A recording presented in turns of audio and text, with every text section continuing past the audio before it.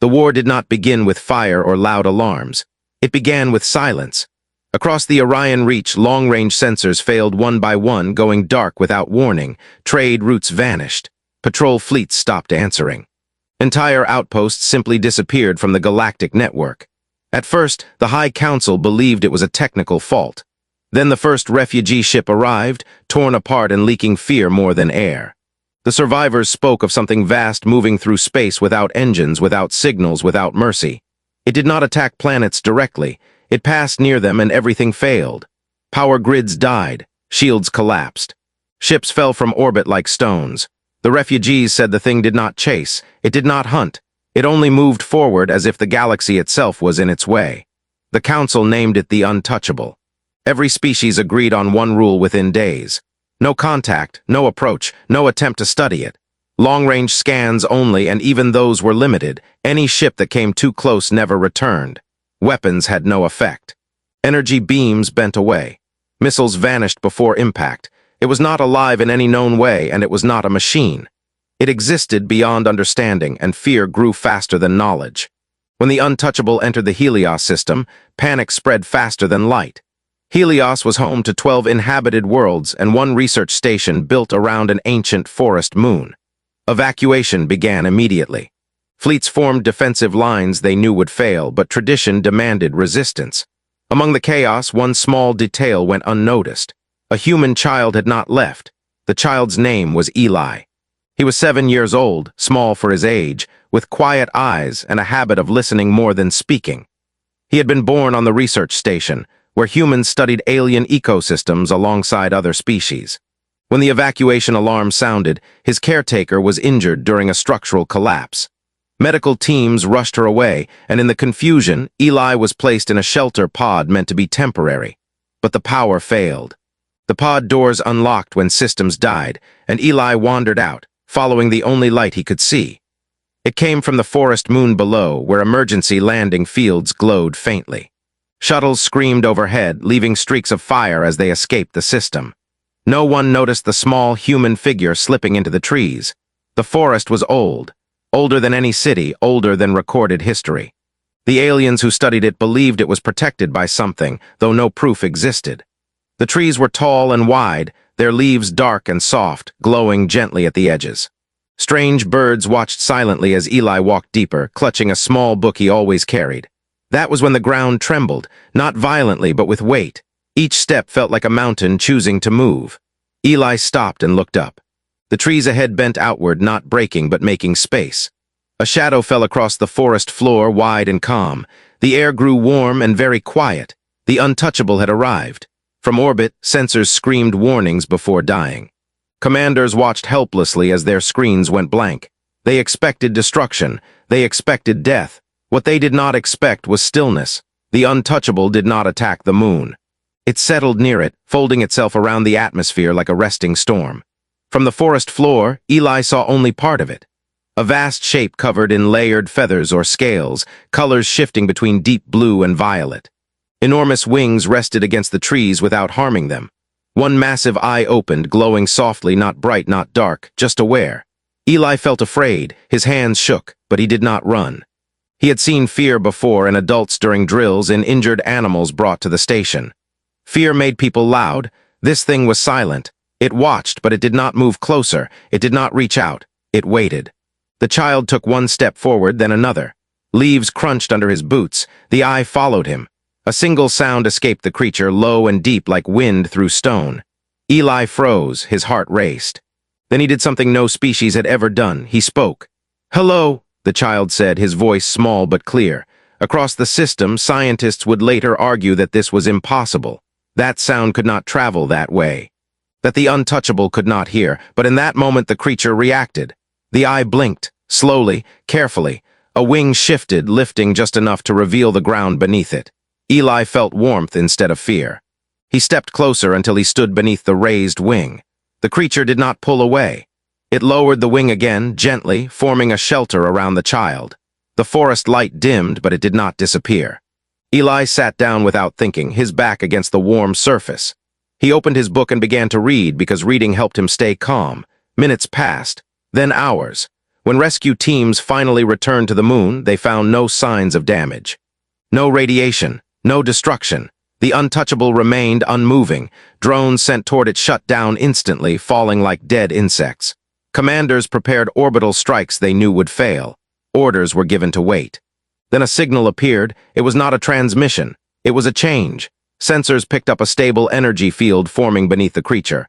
At its center was a small life sign. Human, child-sized. Panic spread through the fleet. How could a human be alive that close? How had the untouchable not erased him?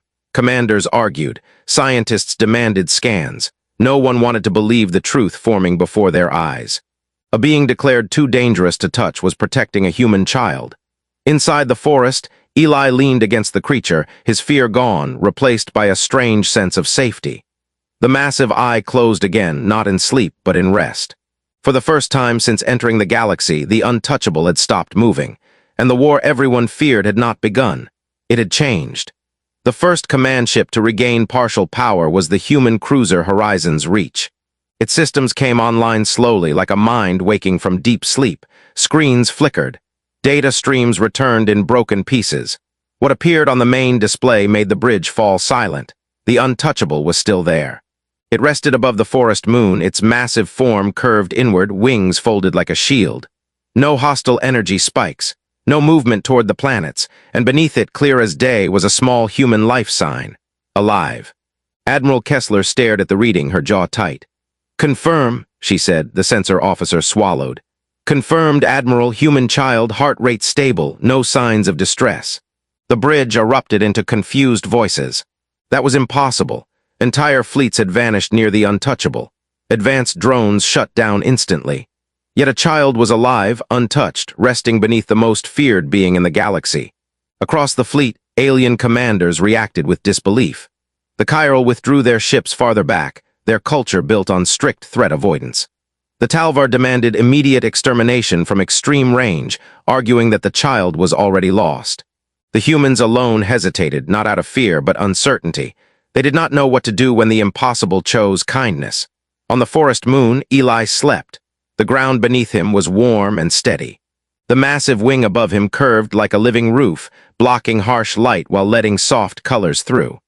His book rested on his chest, fingers loosely holding the pages. The creature remained perfectly still, as if any movement might wake him. It was aware of everything. The untouchable did not think in words. It sensed patterns, energy, intention. It had crossed the galaxy following a pull it did not understand, a disturbance that felt wrong, loud, painful. Everywhere it passed, machines screamed. Weapons burned. Minds panicked. It had learned that approaching others caused harm, so it learned to keep distance. Then the child had appeared, small, fragile, afraid, but not hostile. When the child spoke, something changed. The sound did not hurt. It did not attack. It reached instead, soft and uncertain. When the child stepped closer, the untouchable felt no threat, only curiosity and something unfamiliar, care. When Eli woke, the forest was quiet. Sunlight filtered through the trees in thin lines. He stretched and yawned, then froze as memory returned. Slowly, he looked up. The glowing eye was open again, watching him. "You're still here," Eli said. The creature did not move, but the air shifted slightly, like a deep breath taken far away.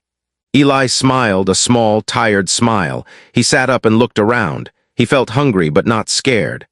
"I think people are worried about me," he said, as if explaining something important. "They don't like things they don't understand." The creature tilted its head. The motion alone bent the air around it, but it was careful, controlled. Eli felt a gentle warmth wash over him, like a blanket placed on cold skin. Above the moon, the fleet debated. Hours passed. Tension grew. No one dared fire. No one dared approach. Long-range scans showed the untouchable's energy field changing, stabilizing instead of disrupting. It was adapting. Then the child moved. Cameras zoomed in as Eli stood and stepped out from beneath the wing. Alarms sounded on several ships, quickly silenced. The child turned back, reached out, and placed his small hand against the creature's surface. Nothing happened.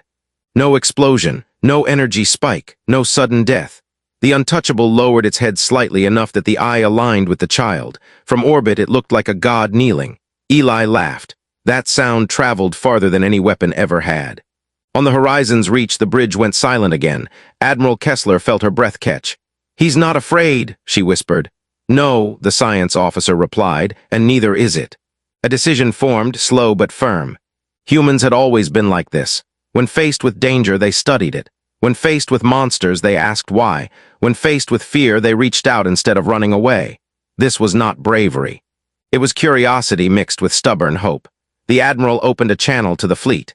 No weapons, no aggressive maneuvers, we wait. Several alien commanders protested. The Chiral warned of extinction-level risk. The Talvar threatened to withdraw, but none could deny what they were seeing. The untouchable was responding to the child. On the ground, Eli sat again, his back against the creature. He spoke about small things, about his book, about the forest, about missing his caretaker. He did not know if the creature understood. He only knew it listened. The untouchable felt the vibrations, the patterns. It did not understand the words, but it understood the intent. This small being was not trying to control it, not trying to harm it, not trying to study it. The child simply existed beside it. That was new. For the first time, the untouchable extended part of itself outward, not as a defense, but as a question. A soft pulse of energy moved through the forest, touching leaves, soil, air. It reached the child and stopped. Eli felt it like a gentle hum in his chest. "It's okay," he said instinctively. "You can stay." The pulse settled. Above, sensors detected the change immediately. Energy levels normalized across the system. Power returned to stations. Shields came back online. The untouchable's presence was no longer disruptive. The war everyone feared was dissolving before it began, but fear does not vanish easily. Far from Helios, other forces were watching. Ancient species who remembered old legends. Shadows that had seen the untouchable before long ago when entire stars went dark. They did not see a child and a guardian. They saw a mistake. On the forest moon, Eli leaned against the massive being, unaware that the galaxy had begun to change around him. The untouchable closed its eye again, not in rest this time, but in trust. And somewhere in the dark between stars, something else noticed. The calm did not last. 3 days passed with the untouchable resting above the forest moon, its massive form unmoving except for slow, careful shifts. Power across the Helios system remained stable. Trade channels reopened. Refugees were told to wait. The galaxy watched in silence, trying to understand what it was seeing. A human child sat safely beside a being that had terrified entire civilizations. Not everyone accepted this peace. In the outer reaches of the system, a fleet arrived without warning. Their ships were sharp and dark, built for one purpose only. The Varn Collective did not believe in uncertainty. To them, anything that could not be controlled must be destroyed. They did not request permission. The first warning came when human sensors detected weapons charging. Admiral Kessler's heart sank as she recognized the energy pattern. These were not probes or scanners. These were planet-breaking cannons. "Open all channels," she ordered. Now, her image appeared before the Varn commanders, tall figures with metallic skin and burning eyes. "There is a child on that moon," she said. "Stand down." The Varn leader tilted its head. "The child is irrelevant. The entity is a threat to existence." "You don't understand," Kessler replied. "It has stopped. It is responding peacefully." The Varn did not hesitate. Peace is a delay before extinction. The first shot fired before the channel closed. A beam of condensed energy tore through space toward the forest moon. Human ships moved instantly, shields rising, engines burning hard. It was too far, too fast. On the ground, Eli felt the change before he saw it. The creature beneath him tensed. Its massive body shifted, wings unfolding with sudden speed. The air vibrated sharply, no longer warm but alert. Eli looked up as the sky above the trees brightened, turning white. Something bad was coming. "Hey," Eli said quickly, placing both hands against the creature's surface. "It's okay, please don't be scared." The untouchable felt the child's touch, the steady pressure, the calm intent. But it also felt the incoming attack, sharp and violent, cutting through space. For the first time since entering the system, it reacted with urgency. The beam struck. It never reached the ground. The untouchable rose slightly, wings fully spread. The energy slammed into an invisible field and bent outward, splitting into harmless streams of light that faded into the sky. The shockwave rolled across the forest, knocking Eli backward. The creature moved instantly, wrapping a wing around the child, shielding him completely. The ground shook. Trees bent but did not break. Above, sensors went wild. The Varn fleet fired again and again. Each attack failed, energy vanished. Missiles lost guidance. Some ships simply shut down, drifting powerless. The untouchable did not advance. It did not strike back. It endured. "Cease fire!" Admiral Kessler shouted across open channels. "You're provoking it." The Varn commander watched its fleet lose power, one ship at a time. Fear crept into its voice for the first time. "It is defending the child," it said. "That is impossible." "No," Kessler answered quietly. "That is humanity." On the forest floor, Eli trembled, not from fear but from the force of what he had felt. The creature lowered its head, eye wide and bright. It sensed the child's distress, and something unfamiliar surged within it. Anger, not violent rage. Protective anger. The untouchable sent out a pulse stronger than before. It was not an attack. It was a message. Space itself seemed to bend as the signal spread, reaching every ship in the system. Stop. Every weapon system across all fleets shut down instantly. Silence returned, heavy and complete. The Varn fleet drifted helplessly, their power gone but their ships intact. The untouchable did not pursue. It turned its focus back to the child, lowering itself fully to the ground. Eli sat up slowly, breathing hard. "I didn't like that," he said softly. The creature responded by gently touching the ground beside him with one massive talon, careful not to harm a single leaf. It stayed closer than before. Above, the galaxy watched something change. The untouchable was no longer just a threat. It was choosing. Human command realized the truth at the same moment. This bond was not a curiosity. It was a responsibility. If the galaxy pushed again, the untouchable might stop holding back, and not everyone would survive that. Far beyond Helios, ancient observers took notice. Long silent beacons awakened. Old warnings spread through forgotten networks. The child had become a bridge, or a weapon. On the forest moon, Eli leaned into the creature's warmth, unaware that his simple act of comfort had just prevented a massacre. The galaxy now faced a question it had never asked before. What happens when the most dangerous being in existence decides to protect humanity? After the attack failed, the Helios system fell into uneasy calm. Weapons stayed offline. Fleets remained frozen in place, afraid to be the one that moved first. The untouchable stayed above the forest moon, wings folded but alert, its presence heavy like a storm that refused to break. Inside the human command fleet, the mood was tense. Admiral Kessler stood before a council of species, their images floating in the air around her. Some looked afraid, others looked angry, a few looked calculating. "The situation is clear," said a Talvar delegate. "The child must be removed. The entity's behavior is unstable." "The child is the reason it is stable," Kessler replied. "You saw what happened when it was threatened." "That proves our point," another voice cut in. "The child is a trigger, a weakness." Kessler's expression hardened. He is a human life. The debate dragged on for hours. Some demanded immediate extraction. Others warned that moving the child could provoke a response far worse than the failed attack. Humans listened, but they also remembered something important. Eli was not a tool. He was a child. On the forest moon, Eli sat quietly, drawing shapes in the dirt with a small stick. The creature watched him closely. It had learned the rhythm of his movements, the changes in his breathing, the way his emotions shifted. When he was calm, the forest felt balanced. When he was upset, the air grew tense. Eli looked up suddenly. "They're scared again," he said. The untouchable sensed it too, distant movements, energy patterns changing, not weapons but intention. Something was about to happen. Human shuttles descended slowly through the trees, unarmed and open. Medical teams stepped out first, moving carefully, hands visible.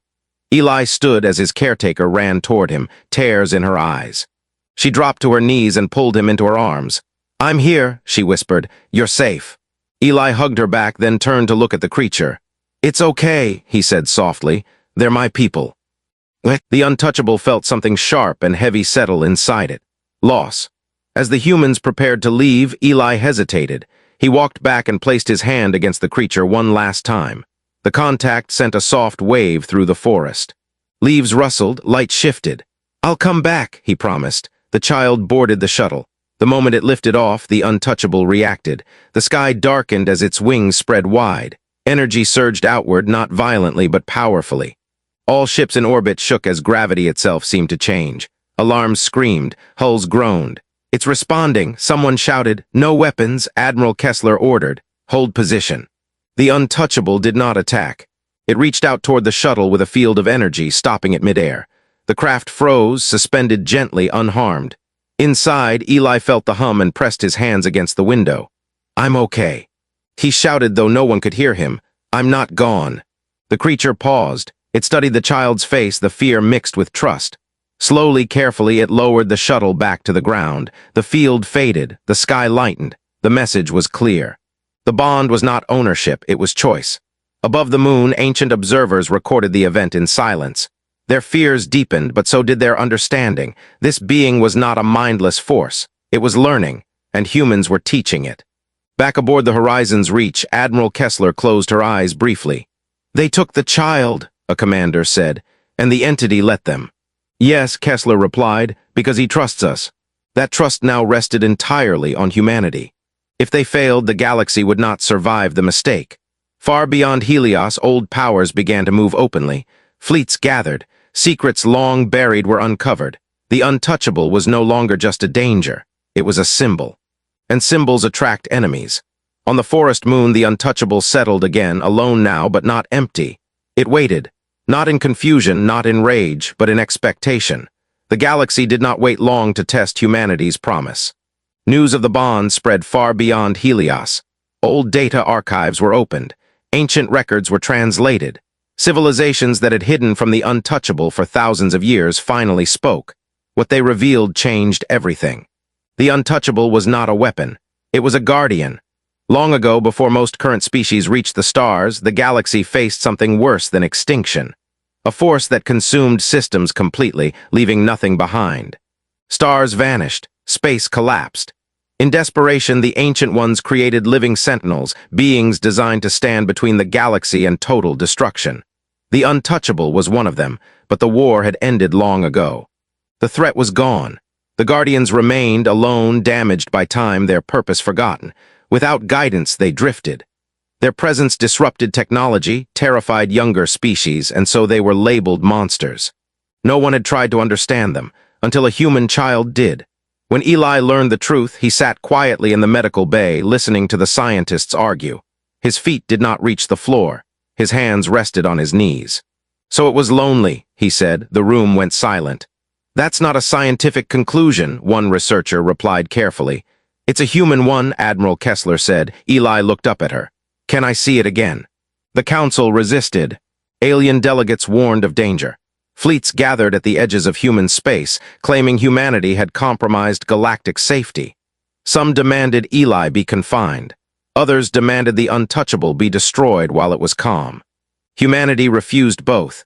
Instead, they escorted Eli back to the forest moon. This time, the galaxy watched openly. When the shuttle landed, the untouchable rose immediately. The ground trembled, but no harm followed. Eli stepped out slowly, alone. No weapons, no guards. He walked forward. The creature lowered itself, wings folding inward. The air grew warm again. Eli smiled and ran the last few steps, placing his hands against the familiar surface. "I came back," he said. The untouchable responded with a pulse stronger than ever before, spreading far into space. Sensors across multiple systems lit up. Not with fear, with clarity. The Guardian was waking up.